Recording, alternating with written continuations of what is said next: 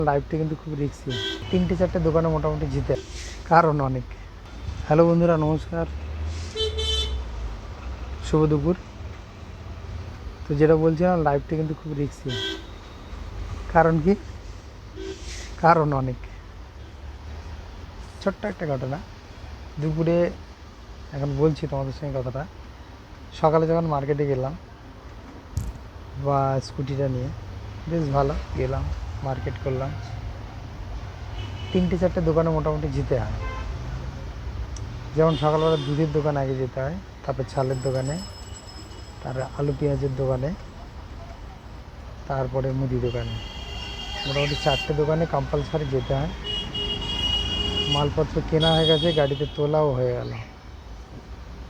এবারে যাওয়ার সময় কিছু বুঝতে পারিনি, আসলাম, এবারে দেখছি যে ব্রেকটা আর কাজ করছে না। সামনের ব্রেক একদমই ধরছেই না, পেছনের ব্রেকটা তাও ঠিক আছে, কম বেশি ওই করে কোনোরকমে আসলাম।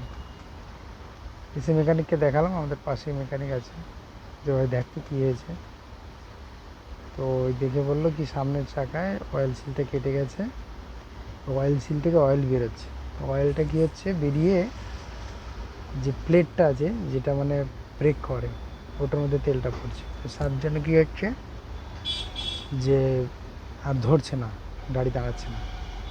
তো এই কথাটা বলার মানে হচ্ছে, এটা খুব সাধারণ একটা কথা, এটা বলার মানে হচ্ছে এরকম যে লাইফটা কিন্তু খুব রিস্কি। গেলাম ভালো, আসার সময় খারাপ, তার মানে